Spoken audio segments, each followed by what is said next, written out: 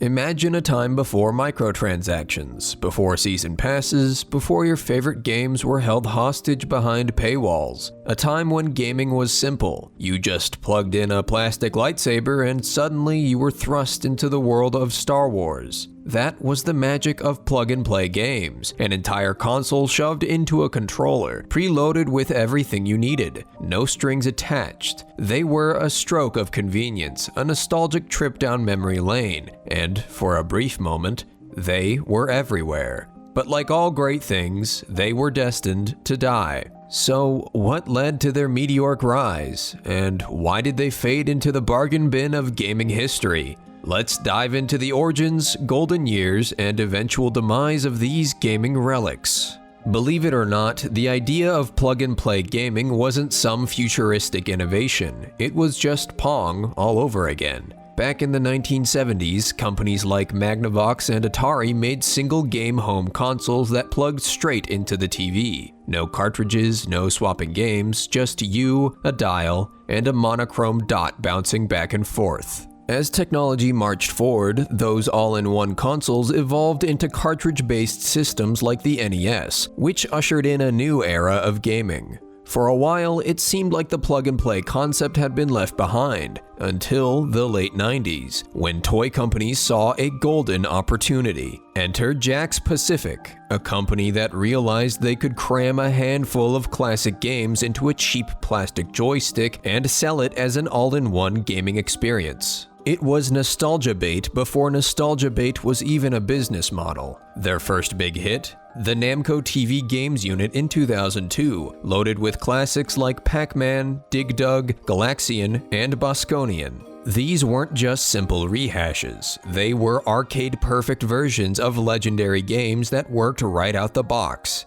No setup, no waiting, just pure, unadulterated gaming. And, for that brief, shining moment, people loved them. Once Jakks Pacific proved there was money to be made, the floodgates opened. Every toy company wanted a piece of the pie. Atari, Nickelodeon, Disney, Radica, and Tiger Electronics all jumped on board, releasing plug-and-play systems left and right. These things were everywhere. Walk into a Toys R Us during that era, and you'd find an entire aisle dedicated to these plastic marvels, each promising a full-fledged gaming experience without any of the hassle. Some of these offerings were genuinely great. Take the Miss Pac-Man TV Games unit, a solid arcade experience that featured pixel-perfect recreations of Miss Pac-Man, Galaga, and Pole Position. In these games, every dot and ghost felt like it was borrowed straight from the arcade, delivering a true taste of retro gaming. Then there was the Activision 10-in-1 collection, a treasure trove of early gaming history. Imagine swinging over alligator-infested waters in Pitfall, or blasting your way through enemy lines in River Raid, or the fantastic challenge of catching bombs in Kaboom. Each title, though simple, did indeed carry the weight of gaming's formative years. Even Sonic the Hedgehog got his moment in the spotlight. This plug-and-play release brought the Blue Blur's classic Genesis adventures to those who never owned a proper console. With vibrant colors and fast-paced levels, it provided a snapshot of 16-bit glory in a single device. Jakks Pacific didn't stop at arcade ports. They expanded into full lines of TV-based versions of popular franchises. There was the Power Rangers plug-and-play, which allowed you to control various Rangers in a side-scrolling beat-em-up that, while loosely following the TV show, captured the high-energy vibe of the series. Over in the realm of kids' television, the Nickelodeon TV Games controller boasted multiple minigames inspired by SpongeBob SquarePants, Fairly Odd Parents, and Danny Phantom. Each game was designed to be accessible yet fun, with colorful graphics and simplistic mechanics that catered to younger audiences. The Disney Princess plug-and-play took a different approach, offering multiple adventure games starring Cinderella and Belle. Here, players completed tasks such as gathering items for a royal ball, providing an interactive fairy tale experience. Then there was the Lord of the Rings plug-and-play, a bold attempt to bring epic fantasy battles to your living room.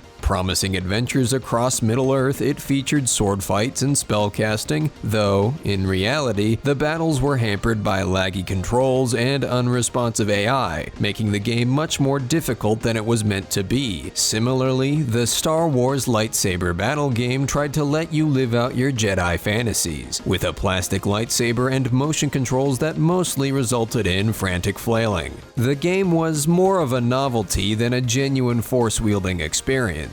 One title that managed to capture a bit more magic was the Golden Tee Golf plug-and-play. Adapted from the popular arcade bar game, it featured a trackball control system that, while not perfect, successfully mimicked the feel of a real arcade golf swing. It was competitive, it was social, and it even managed to pull off the challenge of translating a bar game into a home environment.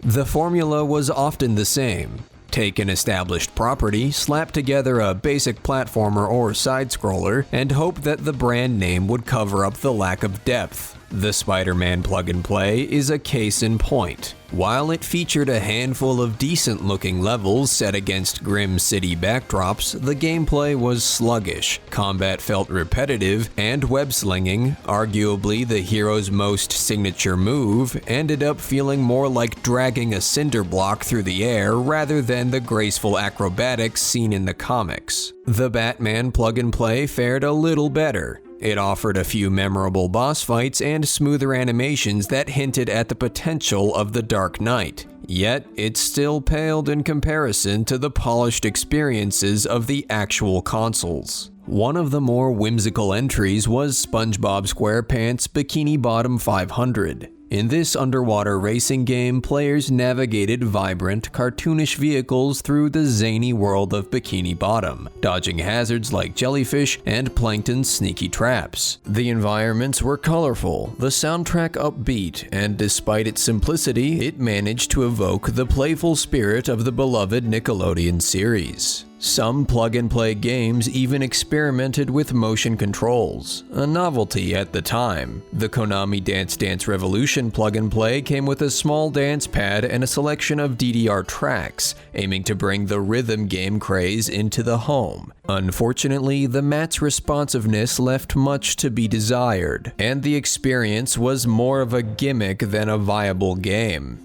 While the games themselves were the face of the plug-and-play systems, the business strategy behind them was equally fascinating. Toy companies like Jakks Pacific capitalized on the era's overwhelming sense of nostalgia. In a market where the average household might have never experienced an original arcade, these plug-and-play devices offered a portal to the past, albeit a pixelated one. They were marketed as inexpensive, no-fuss alternatives to expensive gaming consoles, and they caught on like wildfire among parents and kids alike. Commercials for these devices were equally memorable. Short, punchy ads that emphasized instant gaming and plug-and-play fun. They promised endless hours of entertainment without any need for additional hardware or expensive game cartridges. The simple premise was irresistible in an age where most families were just starting to discover the magic of video games. Even as critical reviews often lambasted the limited gameplay and repetitive mechanics, the devices sold by the millions purely on the allure of nostalgia